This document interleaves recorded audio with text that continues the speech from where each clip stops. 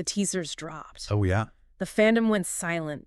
In an instant, the entire K-pop world was turned upside down. Completely upside down. A top Hallyu actor, an unthinkable accusation, and a digital lie that almost destroyed a career. Welcome to StarScope K-Report. Join Eric and Minji as we ride the Hallyu wave, uncovering the biggest K-pop comebacks, shocking industry controversies, and major K-drama updates. From internet-breaking rumors to historic chart milestones, we dive deep into the world of Korean entertainment. Yeah, we're jumping straight into the deep end today. We really are. We have a massive mission for this K-Report because we are unpacking the headline that has absolutely dominated the timeline, shattered the group chats, and just left netizens reeling. The one everyone's talking about. Right. The headline is, Kim Soo-hyun's darkest secret just got cleared. The hidden evidence. Which is just a wild title, but honestly, it fits the situation. It really does. But to set the ground rules right up front, for you listening, we are looking strictly at the police reports, the legal statements, and the official agency press releases. Exactly. No rumors, no Stan Twitter theories. Right. Our goal is to get to the absolute truth of this massive K-int scandal by reporting the facts impartially, simply conveying the official findings and the actual evidence that has been brought to light. Because there is so much misinformation out there right now. So much. But to understand the resolution, we have to go back to the moment the K-nets and the international fans were just, completely rocked. Oh, that day was chaos. Absolute chaos. The timeline exploded with allegations of a Child Welfare Act violation leveled against Kim Soo-hyun. Which is, the heaviest accusation you could make. Yeah, so walk us through how this actually started, because this wasn't, a standard Dispatch New Year's reveal. No, far from it. This originated with a highly calculated criminal complaint filed in May of 2025. Okay. And it was orchestrated by the family of the late actress Kim Sae-ron, alongside YouTuber Kim Soo-hyun.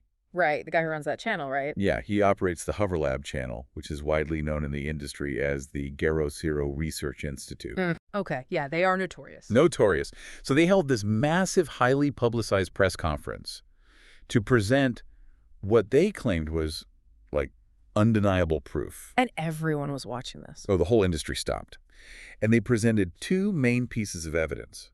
First, alleged KakaoTalk chat logs from 2016. Because it's always KakaoTalk logs. Always. And second, an audio recording that supposedly featured Kim Sae-ron talking to an acquaintance from New Jersey, basically detailing a relationship. But the specific claims in that press conference were, they were staggering. Yeah, they really were. They didn't just claim they dated. They alleged that Kim Soo-hyun dated Kim Sae-ron when she was just 14 years old. 14. Specifically citing the winter break of her second year in middle school, around 2014. Right. And then they escalated this into accusations of sexual and emotional abuse, asserting that he made her engage in sexually explicit acts. Which is just wow. Right. It's like a plot twist in the darkest makjang K-drama you've ever seen. The moment the villain drops a fabricated bomb to ruin the male lead. That's exactly what it felt like. So for anyone listening who isn't deeply embedded in the nuances of South Korean law, help us understand the gravity of invoking the Child Welfare Act. Yeah, we have to talk about this. Because, in the fandom, a normal dating scandal might cause a hiatus or a drop in stock prices, but this charge seems entirely different. Oh, it's completely different. A Child Welfare Act violation in South Korea is, it's one of the most severe charges imaginable. Wow. The law specifically exists to guarantee the welfare of children, protecting anyone under 18 from physical, mental, and sexual violence, as well as emotional abuse. Right, which makes sense. And the legal threshold for conviction carries heavy prison sentences. But culturally, within the Hallyu wave, the impact is immediate and devastating. It's an instant cancellation. Absolutely. For a top-tier actor, being labeled a child sex offender or a groomer is an instant career death sentence. Because the industry relies on image so much. Exactly. It operates on this intricate web of brand endorsements, broadcasting network approvals, and intense public morality standards. Right. So when a charge like this is filed, the presumption of innocence in the court of public opinion, it completely vanishes. It's gone, which explains the immediate fallout we saw. The public reaction was absolute chaos. Nets were furious. Furious. And international fans were just confused and heartbroken. His agency went into full crisis mode. Didn't Disney Plus pull his show? Yes, Disney Plus put his upcoming series, Knockoff, on indefinite hold. Ouch. Brands began severing ties left and right. It really felt like his entire legacy was being erased in real time. Yeah, it was scary to watch. But wait till you hear what forensic experts and netizens uncovered when they actually analyzed that audio. Oh, this is the craziest part. It really is. And hey, if you love staying updated on your favorites, make sure you're subscribed to StarScope K-Report. We've got even bigger scoops ahead. Definitely hit subscribe. Because here's where the story shifts from a scandal to, like, a sci-fi thriller. Literally. The Seongdong Police Station recently made their official decision, and they completely cleared Kim Soo-hyun. Like 100% cleared. Yeah, they didn't just drop it. They refused to even refer him to the prosecutors.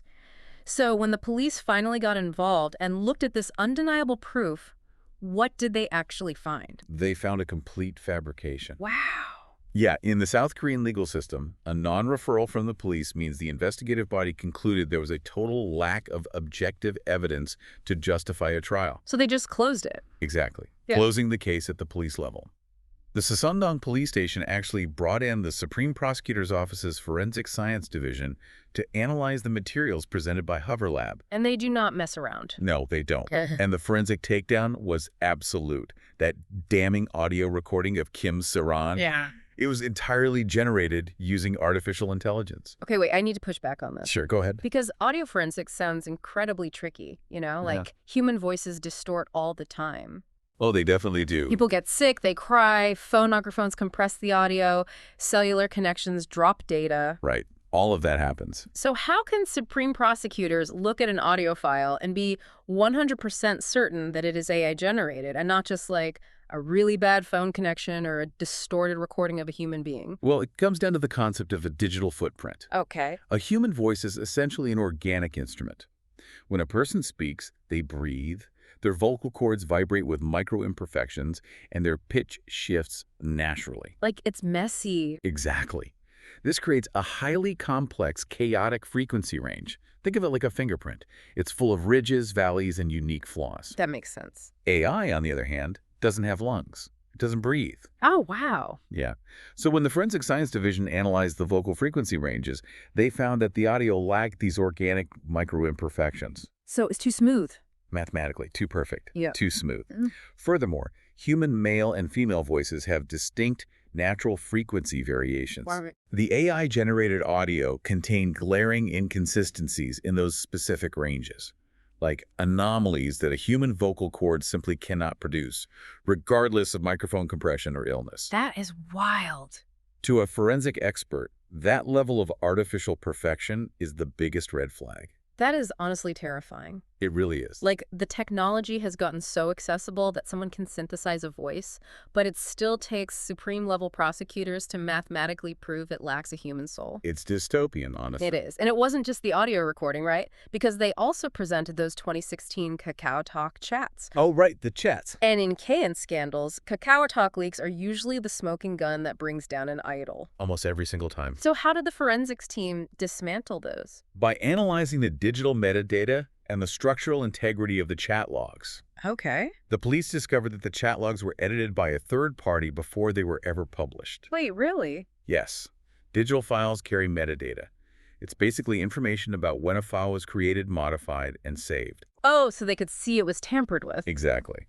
The forensic analysis revealed that names were literally swapped out to falsely implicate Kim Soo-hyun. You're kidding. No, the original conversations did actually take place, but they were with the completely unidentified individual, not him. Unbelievable. The perpetrators simply took a real conversation and digitally pasted his identity over the actual participant. So they cloned a dead woman's voice and photoshopped a living man's name into a chat log. Yeah, that's exactly what they did. The audacity of that is mind-blowing. It really is. And this leads to the massive legal fallout, which is currently unfolding right now. It's huge news. YouTuber Kim Soo-hyun wasn't just slapped with a fine or a channel strike. He was arrested and indicted in June for defamation and spreading false information, and he is currently being held at the Seoul Detention Center. Which is a huge deal for a cyber wrecker. Exactly. But the part that really shocked the fandom was the involvement of the family's lawyer, Booji Si. Yeah, that threw everyone off. He was named as a suspected co-conspirator. How does a defense attorney, someone hired to represent a family legally, cross the line into becoming an accomplice to a crime? Well, under South Korean law, attorney-client privilege and legal protection only extend to lawful representation and advice. Okay, that makes sense. The boundary is mens rea, or criminal intent. A lawyer advocating for a client based on information they believe to be true is just doing their job. Right. But if an investigative agency finds evidence like emails, text messages, or financial trails proving that the lawyer actively participated in the creation of the false documents or helped orchestrate the press conference fully knowing the materials were forged, They lose the protection. they lose all legal protection. They transition from legal counsel to a principal offender in a conspiracy to commit defamation and obstruction of justice. Wow. The fact that the police named him as a co-conspirator indicates they found a substantial paper trail linking him to the actual manufacturing of the AI evidence. This completely upends how we consume K-pop news. It really does. Like, we are so conditioned to demand receipts, you know? Show me the audio, show me the screenshots. Exactly. Where are the receipts? But if the screenshots are meticulously edited and the audio is deep-faked by the very people running the press conferences, how do we navigate this? We have to transition from being passive consumers of drama to practicing active digital literacy. Oh, I like that phrase. Digital literacy. It's so necessary. Critical thinking is no longer just an academic concept. It is a survival skill in modern fandom spaces. Truly. The era of taking a leaked screenshot at face value is over.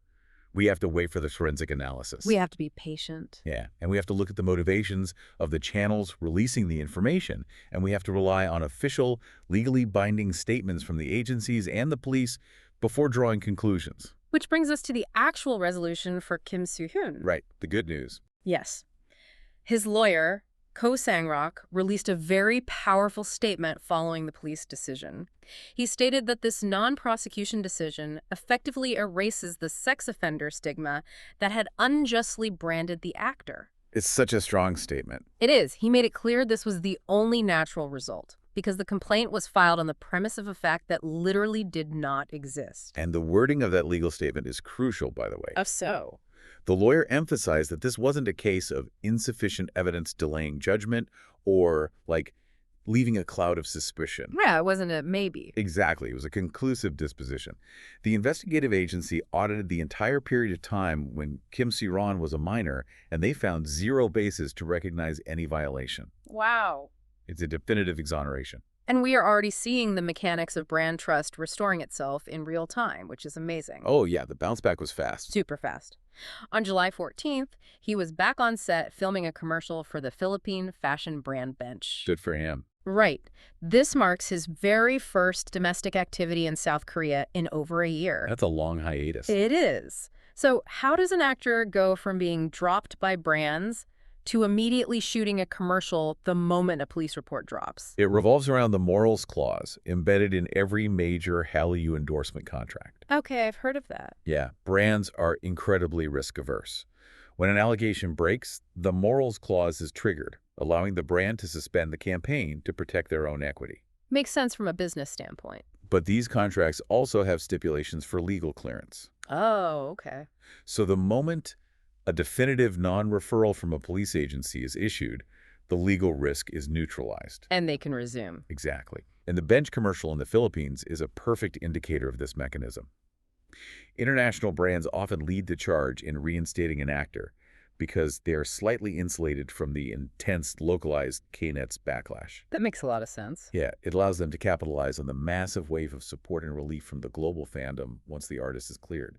And seeing him back on set, getting his career back, is just this massive sigh of relief for the fandom. A huge relief. But, you know, the mechanism that cleared him, the forensic proof that this was all a calculated fabrication, it forces us to look at the other side of this scandal. Right, the darker side. Because to create a fake abuser, these channels had to exploit a real victim. Yeah.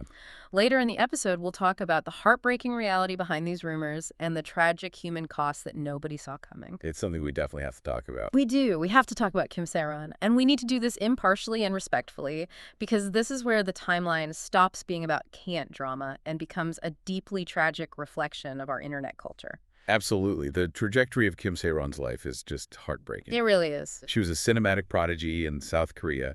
She began acting at age 9 in the film A Brand New Life, which premiered at the Cannes Film Festival in 2009. Cant at age 9. I know, right? She followed that up with massive recognition for The Man from Nowhere in 2010, alongside One Bin. Oh, that movie is iconic. Iconic. And then A Girl at My Door in 2014, which took her back a con. She was universally recognized as the absolute future of Korean cinema. The pressure of being a child star is immense anywhere. Oh, yeah. But in the Hallyu industry, the expectation of mourned perfection is suffocating. Suffocating is the right word. Her career suffered a catastrophic derailment in May of 2022 due to a drunk driving crash in Seoul. Right, the DUI. She apologized, stepped down from all her projects, and reportedly paid heavy compensation for the damages. She did. But the scrutiny didn't stop there. It accelerated into something monstrous. Why do K-nets and these online communities react with such relentless hostility even after legal and financial restitution has been made? Well, it stems from the intense parasocial relationships and the pedestal of moral purity that Korean society often places its celebrities on. Right. When a star falls from that pedestal, the public reaction often shifts from holding them accountable to a form of digital vigilantism. Digital vigilantism, wow. Yeah, and this environment created a highly lucrative market for cyber wreckers.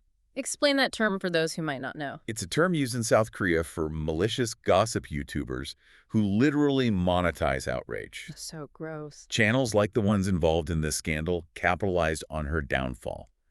They relentlessly scrutinized her personal life. They accused her of faking financial struggles while working at a cafe and dissected her every move just to feed the algorithm's demand for outrage. It was a non-stop barrage of hate comments. How did it stop?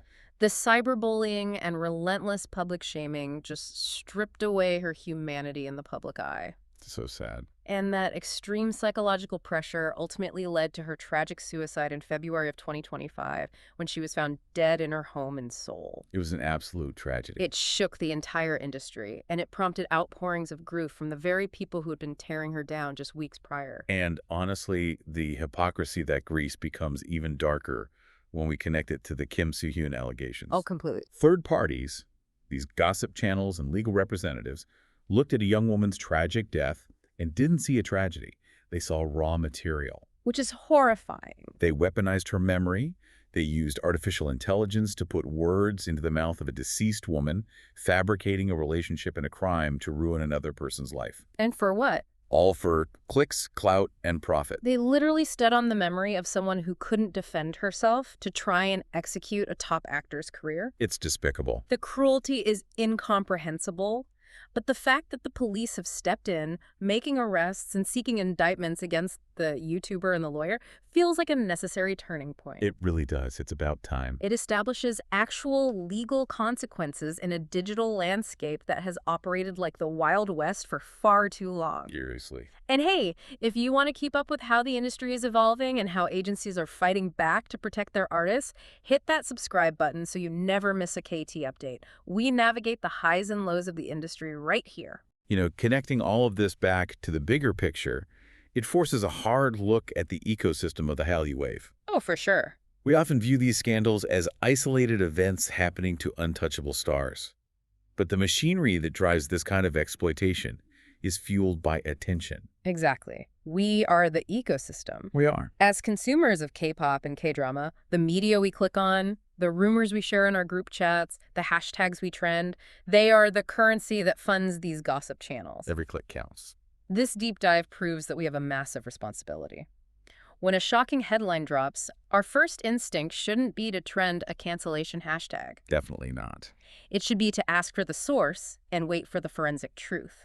The digital footprints we leave matter. By choosing to wait for facts, by refusing to click on unverified inflammatory videos, fans have the collective power to starve these toxic platforms of the revenue they need to operate. We hold the power. Yeah, the agencies can file all the lawsuits they want, but the fandoms control the algorithm. That is such a good point. We have to protect the artist by protecting the truth. 100%. But even as we learn to navigate this, there's a chilling reality we have to confront. We saw how easily vocal frequencies were manipulated in this case, caught only because Supreme prosecutors analyzed the microscopic imperfections of human breath. Right, which isn't easy. But AI voice cloning and deepfake video technology are advancing at a terrifying speed. Oh, it's moving so fast. So, are we entering an era where any idol's next scandal could be entirely generated by a few lines of code? It's a scary thought. If a malicious anti-fan can create a hyper-realistic video of a beloved maknae saying or doing something unforgivable, how will entertainment agencies protect their artists when the fake evidence looks and sounds flawlessly real? I don't even know how they fight that. Will fandoms be torn apart by synthetic lies before the truth even has a chance to put its boots on? It's a digital arms race. It really is a digital arms race, and the battlefield is the reputation of the stars we love. So true. You've been listening to StarScope K-Report, where Eric and Minji bring you the stories shaping K-pop, K-dramas, and the global Hallyu wave. Thanks for tuning in, and don't forget to subscribe for more stories that keep the stars shining.